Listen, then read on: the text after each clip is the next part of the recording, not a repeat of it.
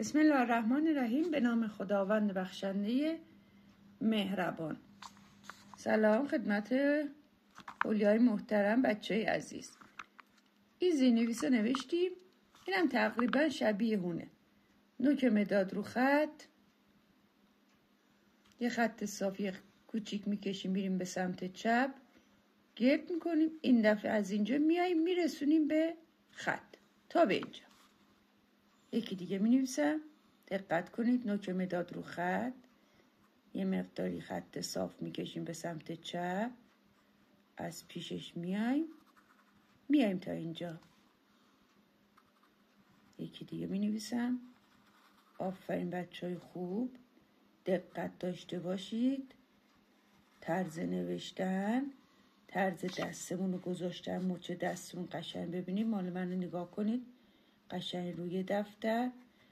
گفتم دفترمون یک مقدار اینجوری کج باشه اشکالی نداره، ولی باید دستمون کاملا درست باشه.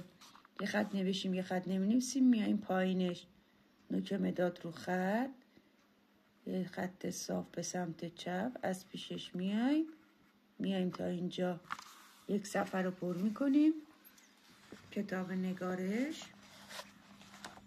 خب تو این صفحه اولیه مداد کامل کن، میریم نقطه چینا رو پر رنگ میکنیم. قشنگ ببینیم منو همونجوری که یاد داده. بعد میایم اینجا تو شکلمون هر جا که نقطه چین داره پر رنگ میکنیم. نگاه کنید دست منو قشنگ.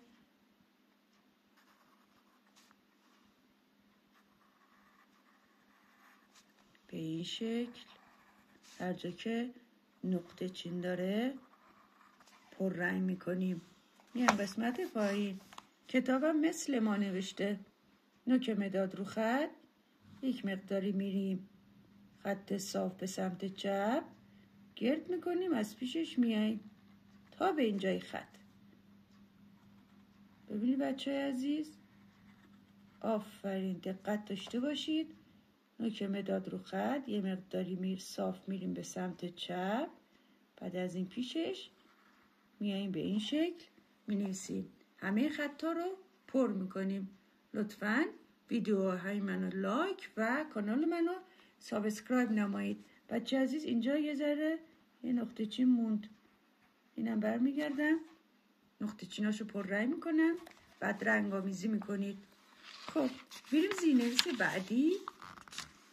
بچه عزیز دقت کنید، اینم کاملا باید دقت کامل داشت باشید. دقت کنید چی توضیح میدم.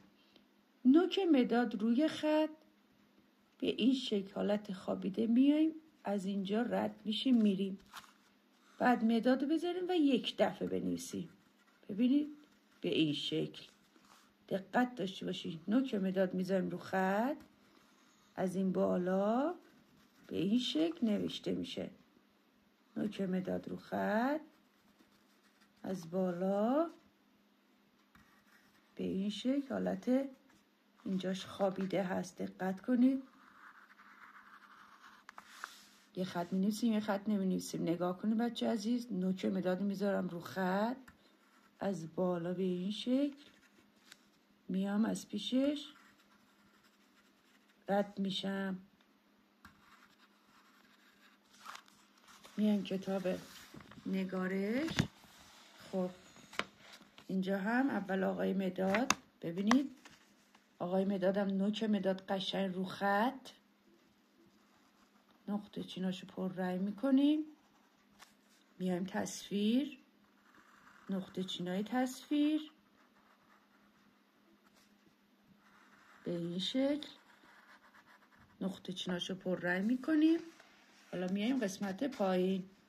نوک مداد رو خط، قشنگ به این شکل یک دفعه. نگاه کنیم بچه عزیز، خوب دقت داشته باشید. به این صورت 3 تا خط هم می نویسید. بعد شکلامونم رنگ آمیزی میکنیم به دلخواه خودمون. ممنون، متشکر.